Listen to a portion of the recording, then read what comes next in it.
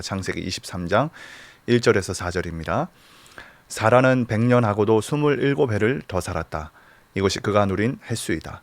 그는 가나안 땅 기럇 아르바 곧 헤브론에서 눈을 감았다. 아브라함이 가서 사라를 생각하면서 곡을 하며 울었다. 아브라함은 죽은 아내 옆에서 물러나와서 햇사람에게로 가서 말하였다. 나는 여러분 가운데서 나그네로 떠돌이로 살고 있습니다. 죽은 나의 아내를 묻으려고 하는데 무덤으로 쓸 땅을 여러분들에게서 좀 살 수 있게 해주시기를 바랍니다. 아멘. 예, 우리 신년 기도회 잘 마치고 우리 다시 아침에 함께 기도 시작합니다. 여러분들 있는 자리에서 하나님의 임재와 또 영광을 계속해서 사모하며 말씀을 먹고 건강하게 계속해서 영적으로 자라가시는 저와 여러분 모두가 되었으면 좋겠습니다. 앞에서 계속해서 창세기 묵상을 해 오셨을 줄로 믿습니다. 아브라함 이야기가 계속 전개가 되어지는 내용 안에서 오늘은 아브라함의 아내였던 사레가 죽는 장면에서 시작을 합니다. 우리가 이 땅을 살아가면서 너무나 분주한 일들, 내 마음을 채우는 수많은 일들이 있지만 이 죽음에 대해서 꼭 한 번쯤 생각해보는 저와 여러분들의 삶의 여정이 되었으면 좋겠습니다. 왜냐하면 우리가 언제든지 주님이 나를 오늘 부르실지라도 내일 부르실지라도 하나님과 우리의 관계에 문제가 없고 부끄러움이 없는 그러한 삶을 살았으면 좋겠습니다. 언젠가는 이 죽음의 문을 통과해야 될 때가 오거든요. 그래서 이런 말이 있지 않습니까? 오는 데는 순서가 있어도 가는 데는 순서가 없다. 그래서 언제든지 하나님 앞에 준비되어질 수 있는 저와 여러분의 모습이 될 수 있도록 이 죽음에 대해서, 오늘 이 사라의 죽음에 대해서 한번 깊이 또 묵상해 보셨으면 좋겠습니다. 자, 그런데 오늘 여러분들과 좀 나누고 싶은 이야기는 이 사라의 죽음 자체보다는 남아있던 남편 아브라함의 태도였습니다.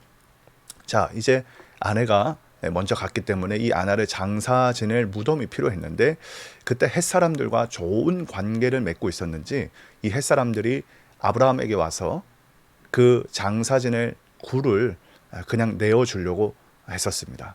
여기서 또 하나 볼 수 있는 것은 아브라함이 얼마나 그곳 사람들에게 인정을 받았는지, 우리가 크리스찬으로 살면서 우리가 이 땅에서 하나님의 백성으로 살면서 우리 주변에 있는 이웃들과도 이런 좋은 관계를 맺고 있는 저와 여러분이 되었으면 좋겠습니다. 특별히 우리 회사 안에서 또 캠퍼스의 친구들 안에서 믿지 않는 가정의 구성원들 안에서 우리의 모습이 지금 어떻게 비춰지고 있는지.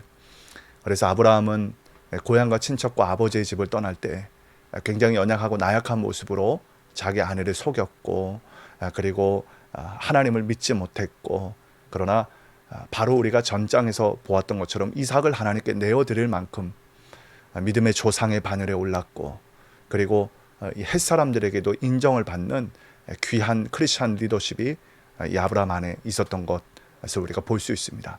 자, 우리는 어떠한지 또 이 아브라함의 경우를 통하여서 한번 비춰보았으면 좋겠습니다. 자, 그런데 아브라함이 햇사람들이 그 굴을 주겠다고 했을 때 거저받지 않았습니다. 그것을 값을 주고 삽니다. 오늘 이 23장의 내용이 그렇습니다. 약 한 은 400세겔이라고 했는데 학자들마다 견해는 다르지만 오늘날의 시세로 우리 시세로 한다면 한 최소 적어도 몇억 원 정도 하는 거금이지 않았을까 한번 생각을 해봅니다. 자, 이 거금을 주면서까지 자기 아내의 장사를 치르는 아브라함의 모습, 그런데 거저받지 않고 값을 지불합니다. 그래서 시편 128편에 이런 말씀을 제가 한번 준비해 보았습니다. 한번 읽어드리겠습니다. 네가 네 손이 수고한 대로 먹을 것이라. 네가 복되고 형통하리로다. 시편 128편 2절에 있는 말씀인데요. 너무나 중요한 삶의 태도와 여정인 것 같습니다. 때로 우리는 수고하지 않고 거저 먹는 것, 공짜를 너무 좋아하지 않습니까? 그런데 성경의 원리는 결코 공짜를 우리에게 권면하거나 가르치지 않습니다. 우리가 이 땅에 살아가면서 어떤 일을 겪을 때마다 항상 그 값을 치르는, 그 대가를 지불해야 되는 것들에 대해서 저와 여러분들에게 이야기해 주고 있습니다. 우리가 잘 아는 예배의 대명사와 같은 다윗도 마찬가지였어요. 사무엘하 24장에 보면은 그가 하나님과의 관계 안에서 인구를 조사하면서 하나님 앞에서 어깨가 높아지고 교만해진 모습이 드러나거든요. 그때 하나님께서 다윗을 벌하실 때 다윗이 예배드릴 땅이 필요했는데 그 아리우나라는 그 사람에게서 땅을 그저 얻을 수도 있지만 왕의 권력과 모든 명성을 가지고 그냥 얻을 수도 있겠지만 은 50세겔을 지불하고 나서 그 땅을 삽니다. 이것이 바로 다윗의 태도였고 성경에 나오는 영적 원리 중에 하나입니다. 아브라함이 그랬고 다윗이 그러했습니다. 자, 이러한 맥락에서 이해해 볼 때 예수님이 저와 여러분들에게 이야기하셨죠. 누구든지 나를 따라오려거든 먼저 자기를 부인하고 그 다음에 자기 십자가를 지고 따를 것이니라. 정말 다양한 채널에서 우리가 이해해 볼 수 있겠지만 오늘 이 맥락 안에서 또 이해해 볼 때는 바로 저와 여러분들이 치러야 되는 대가, 우리가 지불해야 되는 값. 여러분 그것을 우리는 온전히 드리면서 가고 있습니까? 때로는 우리가 인생을 살면서 그렇게 살지 않는 무임승차의 삶을 보게 되어집니다. 영적으로도 그런 것 같아요. 잠깐 제 얘기를 나누면 교회가 개척이 되어지고 정말 하나님의 비전을 따라 성령의 순풍이 불어서 형통하게 되어지는 은혜를 많이 기대했던 것 같습니다. 그런데 제가 한 가지 크게 배운 것은 값을 치르지 않는 것, 거저 얻어지는 게 하나도 없다라는 것입니다. 우리가 영적으로 충만하게 사로잡혀서 기도해야 될 때가 있고요. 금식해야 될 때가 있고요. 그리고 정말 어두운 터널을 통과해야 될 때가 있고요. 그러니까 여러 가지 값이, 영적인 값이 있더라고요. 지금 이 짧은 시간 안에 다 나눌 수는 없지만 그러면서 하나님 나라에도 무임승차가 없구나. 내가 치러야 되는 대가가 있구나. 우리가 하나님 앞에 드려야 되는 무엇인가가 분명히 존재하는구나.